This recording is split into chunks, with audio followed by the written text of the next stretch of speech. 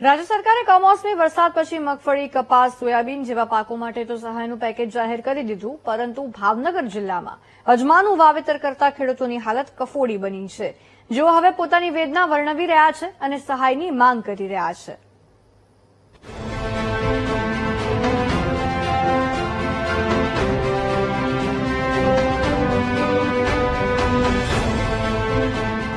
કમોસમી વરસાદે ભાવનગર જિલ્લામાં ખેડૂતોને બરબાદ કરી નાખ્યા.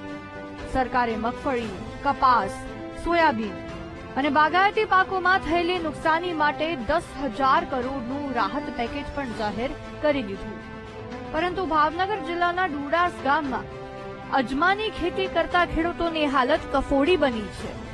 4,000 વીઘામાં વાવેલ અજમાનો પાક પણ ફેલ થઈ ગયો છે. તેવામાં ખેડૂતોએ અજમાનું વાવેતર કરતા ખેડૂતો માટે રાહત પેકેજ જાહેર કરવાની માંગ કરી છે. માવઠાના વરસાદથી ખેડૂતોને પારાવાર નુકસાન થયું. અમારા હાથમાં આવેલો પોળિયો ઝૂંટાઈ ગયો છે. અત્યારે અમારે કઈ રીતે જીવન જીવવું લોકોને ખબર નથી પડતી કે કઈ લાઈન લેવી. એમ કે વીઘે 10,000 થી 15-20,000 સુધીનો ખર્ચો અમે કર્યો છે અને પાક પડવાની તૈયારીમાં હતો અને આ બધું હુકાઈ ગયું. જો તમે ભાડો એમ બધું હુકાઈ ગયું છે. હવે અમારા હાથમાં કાંઈ રહ્યું નથી. ડુંડાસ ગામમાં અડખે પડખે 5 ગામમાં મુખ્યત્વે અજમાનું વાવેતર થાય છે. 95% અજમાનું વાવેતર થાય. એમાં હાવ સંપૂર્ણપણે 100% નાશ છે. હાવ કોઈ વસ્તુ લેવા લાયક નથી.